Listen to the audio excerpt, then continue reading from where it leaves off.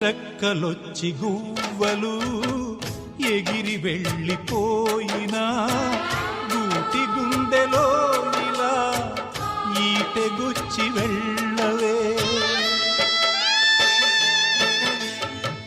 ముళ్ళ చెట్టు కొమ్మలైనా ఎంత పైకి వెళ్ళినా తల్లి వేరుపై ఇలా కత్తి దూసి ఉండవే.